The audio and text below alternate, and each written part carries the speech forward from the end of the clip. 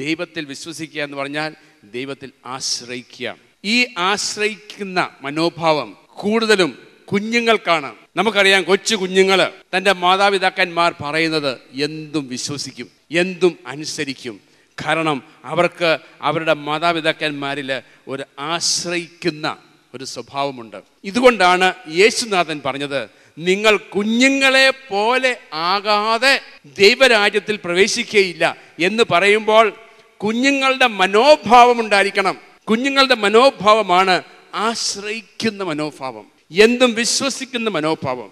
ദൈവത്തിൻ്റെ വചനം മനുഷ്യന്റെ ബുദ്ധി കൊണ്ട് നോക്കുമ്പം പലതും വിഡ്ഢിത്തമാണെന്ന് തോന്നും. കാരണം നമുക്ക് കിട്ടിയിരിക്കുന്ന ഈ ബുദ്ധി പാപിയായ മനുഷ്യനിൽ നിന്ന് ലഭിച്ചതാണ്. പാപിയായ മനുഷ്യൻ, ആദമാകുന്ന മനുഷ്യൻ ദൈവത്തിൻ്റെ വചനം അവിശ്വസിച്ചിട്ട് പിശാച് പറഞ്ഞു കൊടുത്ത വചനം വിശ്വസിച്ചവനാണ്. അവൻ ലഭിച്ചിരിക്കുന്ന വിശ്വാസം ദൈവത്തിൻ്റെ ജ്ഞാനമല്ല. അതുകൊണ്ടാണ് ആ മനുഷ്യന് ദൈവത്തിൻ്റെ ജ്ഞാനം തന്നെയായ വചനം വിശ്വസിക്കാനുള്ള ബുദ്ധിമുട്ട്. അതുകൊണ്ട് ദൈവത്തിൻ്റെ വചനം കേൾക്കുമ്പോൾ സ്വാഭാവിക മനുഷ്യൻ അതേക്കുറിച്ച് ചിന്തിക്കും. അതൊന്ന് അളന്ന് മുറിച്ച് അവന് ബോധ്യപ്പെട്ടെങ്കിലേ അവൻ വിശ്വസിക്കത്തുള്ളൂ. അപ്പോൾ ദൈവത്തിലുള്ള അവിശ്വാസമാണ്. എന്നാൽ കുഞ്ഞുങ്ങളുടെ മനോഭാവം വരിക എന്ന് പറയുമ്പോൾ ദൈവത്തിൽ ആശ്രയമുള്ളവൻ ഇനിയും മനസ്സിലായില്ലെങ്കിൽ പോലും എൻ്റെ ദൈവമാണ് പറയുന്നത് എന്നുള്ള ബോധ്യത്തോടുകൂടി യാതൊരു ചോദ്യവും ചെയ്യാതെ അതനുസരിക്കുമ്പോഴാണ് കുഞ്ഞുങ്ങളുടെ മനോഭാവം ഉണ്ടാകുക. ഇതുകൊണ്ടാണ് യേശു പറഞ്ഞത്, മത്തായിയുടെ സുവിശേഷത്തിൽ 18-ാം അധ്യായം 3-ാമത്തെ വാക്യം ഒന്ന് വായിക്കാം. സത്യമായി ഞാൻ നിങ്ങളോട് പറയുന്നു, സത്യമായി ഞാൻ നിങ്ങളോട് പറയുന്നു, നിങ്ങൾ മാനസാന്തരപ്പെട്ട് ശിശുക്കളെ പോലെ ആകുന്നില്ലെങ്കിൽ സ്വർഗരാജ്യത്തിൽ പ്രവേശിക്കുകയില്ല എന്ന് യേശു പറഞ്ഞ, പ്രിയപ്പെട്ടവരെ, അതിന് ഇനിയും വേറെ ഒരു മറുവശമില്ല. സ്വർഗരാജ്യത്തിൽ പ്രവേശിക്കയില്ല എന്ന് യേശു പറഞ്ഞാൽ അതായി പിന്നെ ആരും പ്രവേശിക്കാൻ പോകുന്നില്ല. നിങ്ങൾ മാനസാന്തരപ്പെട്ട് കുഞ്ഞുങ്ങളെ പോലെ ആകാതെ നിങ്ങൾ സ്വർഗരാജ്യത്തിൽ പ്രവേശിക്കത്തില്ല. മത്തായിയുടെ സുവിശേഷം 19-ാം അധ്യായം 14-ാമത്തെ വാക്യത്തിന്റെ അവസാന ഭാഗം മാത്രം വായിക്കാം. ശിശുക്കളെ എൻ്റെ അടുത്ത് വരാൻ അനുവദിക്കുവിൻ. ശിശുക്കളെ എൻ്റെ അടുക്ക വരാൻ അനുവദിക്കുക. എന്തെന്നാൽ സ്വർഗരാജ്യം അവരെ പോലെ ഉള്ളവരുടേതാണ്. പ്രിയപ്പെട്ടവരെ, അവർക്ക് മാത്രമുള്ളതല്ല, അവരെ പോലെ ഉള്ളവർ 85 വയസ്സായാലും 100 വയസ്സായാലും ശിശുക്കളെ പോലെ മനോഭാവമുള്ളവർക്കാണ് സ്വർഗരാജ്യം. അപ്പോൾ നമ്മളുടെ ബുദ്ധി കൊണ്ട് മനസ്സിലാക്കി സ്വർഗത്തിൽ പ്രവേശിക്കുക അസാധ്യം. കാരണം ലൗകിക മനുഷ്യന്റെ ബുദ്ധി ദൈവത്തിന്റെ ജ്ഞാനമല്ല. ദൈവത്തിന്റെ ജ്ഞാനം നമുക്ക് ലഭിക്കണമെങ്കിൽ ലൗകികമായ ബുദ്ധി മാറ്റി വെച്ചിട്ട് ദൈവത്തിന്റെ ജ്ഞാനമായ വിശുദ്ധ ഗ്രന്ഥം അതിൻ്റെ തനിമയിൽ നമ്മൾ വിശ്വസിച്ച് അത് നമ്മുടെ ജീവിതത്തിൽ നമ്മൾ പ്രവർത്തിക്കുമ്പോഴാണ് നമുക്ക് ദൈവിക ജ്ഞാനം വരിക, കുഞ്ഞുങ്ങളുടെ മനോഭാവം വരിക. നമുക്ക് പത്രോസിന്റെ ഉദാഹരണം നമുക്ക് എല്ലാവർക്കും അറിയാം. പത്രോസ് യേശു വെള്ളത്തിനു മേലെ നടക്കുന്നത് കണ്ടപ്പോൾ അവനൊരാഗ്രഹം വന്നു, അവനും നടന്നാൽ കൊള്ളാം. അപ്പോൾ യേശുവിനോട് പറഞ്ഞു, എനിക്കും വെള്ളത്തിനു മീതെ നടക്കണം. പത്രോസെ വരുവാൻ പറഞ്ഞു. അവിടെ പത്രോസ് ആലോചിച്ചില്ല, അത് വെള്ളമാണല്ലോ, ഈ വെള്ളത്തിൽ ഞാൻ കാല് വെച്ചാൽ താന്നു പോകുമല്ലോ എന്നവന്റെ ബുദ്ധി അവനെ ഭരിക്കുവാൻ അനുവദിച്ചില്ല. അവന്റെ ശ്രദ്ധ മുഴുവൻ യേശുവിലേക്കായിരുന്നു. അവൻ യേശുവിനെ മാത്രം മുന്നിൽ കണ്ടുകൊണ്ട് അവൻ ആ വള്ളത്തിൽ നിന്നും കാലെടുത്ത് വെള്ളത്തിലേക്ക് വെച്ചു.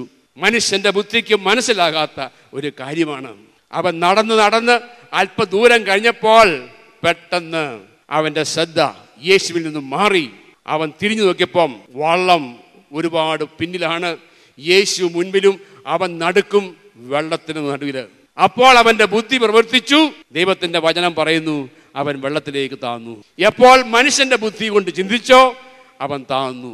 എപ്പോൾ മനുഷ്യന്റെ ബുദ്ധി മാറ്റി വെച്ചിട്ട് യേശുവിലേക്ക് നോക്കിയോ പത്രോസ് വെള്ളത്തിന് മീതെ നടന്നു. ഇന്ന് പലരുടെയും ജീവിതത്തിൽ അത്ഭുതം കാണാത്തതിന്റെ കാര്യം, അത്ഭുതം നടക്കുമ്പോൾ പ്രിയപ്പെട്ടവരെ കളിയാക്കുന്നത് കൊണ്ടാണ്, പുച്ഛിക്കുന്നത് കൊണ്ടാണ്, വിമർശിക്കുന്നത് കൊണ്ടാണ്. നമ്മുടെ ജീവിതത്തില് ദൈവം ഇന്ന് അത്ഭുതം പ്രവർത്തിക്കാത്തത് കൊണ്ടല്ല, നമ്മളുടെ പൈശാചികമായ ബുദ്ധി ദൈവത്തിന്റെ വചനത്തെ പുച്ഛിച്ച് തള്ളിക്കളയുന്നു. ഇത് വിശ്വസിക്കുന്നവരെ പുച്ഛിക്കുന്നു, വിമർശിക്കുന്നത് കൊണ്ട് നമ്മൾ രക്ഷയിലേക്ക് വരാൻ നമുക്ക് സാധിക്കത്തില്ല, രക്ഷ അനുഭവിക്കാൻ നമുക്ക് സാധിക്കുന്നില്ല. കാരണം ദൈവത്തിന്റെ വചനത്തിന് നമ്മുടെ ജീവിതത്തിൽ യാതൊരു സ്ഥാനവും നമ്മൾ കൊടുക്കുന്നില്ല. എന്താണ് വിശ്വാസം? ഒന്നാമതേ വിശ്വാസം നമുക്ക് ലഭിക്കണമെങ്കിൽ കുഞ്ഞുങ്ങളുടെ മനോഭാവം ഉണ്ടാകണമെന്ന് പറഞ്ഞു. കുഞ്ഞുങ്ങളുടെ പ്രത്യേകത എന്താണ്? അവർ നിഷ്കളങ്കരാണ്. അവരുടെ ഹൃദയം നിഷ്കളങ്കത കൊണ്ട് നിറഞ്ഞതാണ്. മത്തായിയുടെ സുവിശേഷം 5-ാം അധ്യായം 8-ാമത്തെ വാക്യം ഒന്ന് വായിക്കാം. ഹൃദയശുദ്ധിയുള്ളവർ ഭാഗ്യവാന്മാർ. ഹൃദയശുദ്ധിയുള്ളവർ ഭാഗ്യവാന്മാർ. അവർ ദൈവത്തെ കാണും. അവർ ദൈവത്തെ കാണും. Blessed are those who are pure in heart, who are innocent in heart. They will see God. മനുഷ്യന്റെ ഹൃദയത്തിൽ ശുദ്ധി ഉണ്ടാകുക എന്ന് പറയുന്നത് ആ നിഷ്കളങ്കതയാണ്. അതാണ് കുഞ്ഞുങ്ങളുടെ പ്രത്യേകത. ഈ ഹൃദയം ഉള്ളവർക്ക് മാത്രമേ യഥാർത്ഥമായ വിശ്വാസത്തിലേക്ക് വരുവാൻ സാധിക്കത്തുള്ളൂ. ആ വിശ്വാസം എന്താണെന്ന് ഹെബ്രായർക്കാർക്ക് ഇത് ലേഖനത്തില് 11-ാമത്തെ അധ്യായം 1-ാമത്തെ വാക്യം ഒരു വായിച്ചാൽ കാണാം. ഹെബ്രായർ 11:1 മുതൽ. വിശ്വാസം എന്നത് പ്രത്യാശിക്കുന്നവ ലഭിക്കുമെന്ന ഉറപ്പും, പ്രത്യാശിക്കുന്നത് ലഭിക്കുമെന്നുള്ള ഉറപ്പും, കാണപ്പെടാത്തവ ഉണ്ട് എന്ന ബോധ്യവുമാണ്. കാണപ്പെടാത്തത് ഉണ്ട് എന്ന ബോധ്യവുമാണ്. ഇതാണ് കുഞ്ഞുങ്ങളുടെ പ്രത്യേകത. ലൗകിക മനുഷ്യൻ അത് വിശ്വസിക്കത്തില്ല. കാണപ്പെടാത്തതുണ്ട് എന്നുള്ള ബോധ്യമാണ് വിശ്വാസം. ഞാൻ കണ്ടുകൊണ്ട് വിശ്വസിക്കാൻ പോയാൽ അവിടെ വിശ്വാസത്തിന്റെ ആവശ്യമില്ല. തോമാസ് ലീഹ വിശ്വസിച്ചില്ല. യേശു പ്രത്യക്ഷപ്പെട്ടപ്പോൾ അന്ന് തോമാസ് ലീഹ അവിടെ ഇല്ലായിരുന്നു. അവൻ പറഞ്ഞു, ഞാൻ എൻ്റെ കൈ കൊണ്ട് അവന്റെ ആണി പിഴുതുകളിൽ എൻ്റെ വിരൽ കടത്താതെ, അവന്റെ ഹൃദയത്തിൽ ആ മുറിവിൽ ഞാൻ തൊടാതെ ഞാൻ വിശ്വസിക്കത്തില്ല. തോമാസ് ലീഹായ്ക്ക് ദൈവം ഒരു പ്രത്യേക അനുഗ്രഹം കൊടുത്തു.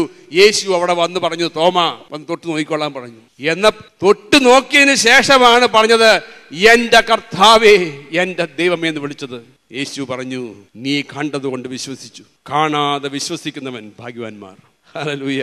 തോമാസ് ലീഹയെക്കാരും ഭാഗ്യവാന്മാരുള്ളവര് ഇന്ന് ഈ ലോകത്ത് ജീവിച്ചിരിപ്പുണ്ട്. തോമാസ് ലീഹായേക്കാളും ഭാഗ്യവാന്മാർ ഇന്ന് ഈ ലോകത്തിൽ ജീവിച്ചിരിപ്പുണ്ട്. തോമാസ് ലീഹ കണ്ടിട്ട് വിശ്വസിച്ചെങ്കിൽ ഇന്ന് കാണാതെ വിശ്വസിക്കുന്ന അനേകര്, യേശു ക്രിസ്തുവിനെ തൊട്ടറിഞ്ഞു എന്ന് പറഞ്ഞു നടക്കുന്ന അനേകരുണ്ട്. അവരെ കുറിച്ചാണ് യേശു പറഞ്ഞത്, നീ കാണാതെ വിശ്വസിക്കുന്നവൻ ഭാഗ്യവാൻ. ആ വിശ്വാസം എന്ത് വിശ്വാസമാണ്? കാണപ്പെടാത്തതുണ്ട്. ഹല്ലേലൂയ. ഇന്ന് എനിക്ക് രോഗമുണ്ടെങ്കിൽ, എനിക്കിന്ന് ക്യാൻസർ ഉണ്ടെങ്കിൽ, എനിക്കിന്ന് ഹാർട്ട് അറ്റാക്ക് ഉണ്ടെങ്കിൽ, എന്റെ യേശുവിന്റെ വചനം പറഞ്ഞു, അവന്റെ മുറിവിനാൽ നീ സൗഖ്യമാക്കപ്പെട്ടിരിക്കുന്നു എന്ന് പറഞ്ഞാൽ അത് എനിക്ക് വിശ്വസിക്കാൻ സാധിക്കുമോ? എന്റെ ക്യാൻസർ പോയിരിക്കും, കാരണം 2000 വർഷം മുമ്പ് എന്റെ യേശു തന്റെ മുറിവിനാൽ എന്റെ ക്യാൻസർ എടുത്ത് മാറ്റി എന്ന് വിശ്വസിക്കാൻ സാധിക്കുമെങ്കിൽ പ്രിയപ്പെട്ടവരെ, ഈ നിമിഷം നിങ്ങളുടെ രോഗം എന്തു ആയിക്കോട്ടെ അത് മാറിയിരിക്കും. കാണപ്പെടാത്ത ആ രോഗശാന്തി ഉണ്ട് എന്ന് വിശ്വസിക്കുന്നതാണ് വിശ്വാസം. അങ്ങനെ എത്രയോ പേര് ഇന്ന് സൗഖ്യപ്പെട്ടിരിക്കുന്നു. ഹല്ലേലൂയ. ഇപ്പോൾ കർത്താവിന്റെ ആത്മാവ് എന്നോട് പറയുന്നു, നിങ്ങൾ വിശ്വസിച്ചാലും ഇല്ലെങ്കിലും എന്നെ കണ്ടുകൊണ്ടിരിക്കുന്ന ഒരു പ്രായമായ അമ്മച്ചി വൈറ്റൽ ക്യാൻസർ ആയിട്ട് ഇപ്പോൾ അവിടെ ഇരിപ്പുണ്ട്, എന്നെ കണ്ടുകൊണ്ടിരിക്കുകയാണ്. കർത്താവായ യേശു പ്രിയപ്പെട്ട അമ്മച്ചിയോട് പറയുന്നു, ഇപ്പോൾ നീ വിശ്വസിച്ചാൽ ആ ക്യാൻസർ രോഗം മാറിയിരിക്കും. യേശുവിന്റെ നാമത്തിൽ നിങ്ങൾ സൗഖ്യമാകട്ടെ. നിങ്ങളുടെ വിശ്വാസം നിങ്ങളെ രക്ഷിക്കട്ടെ. ഹല്ലേലൂയ. ദൈവത്തിന്റെ വചനം ജീവനുള്ളതാണെന്ന് ഈ അമ്മച്ചി അറിയട്ടെ, അനുഭവിച്ചറിയട്ടെ. ഞങ്ങൾ ആരുമല്ല സുഖപ്പെടുത്തുന്നത്, ജീവനുള്ള ദൈവത്തിന്റെ വചനം നിങ്ങൾ വിശ്വസിച്ചാൽ ഈ നിമിഷം ആ വചനത്തിന് നിങ്ങളെ സൗഖ്യപ്പെടുത്താൻ സാധിക്കും. ഹല്ലേലൂയ.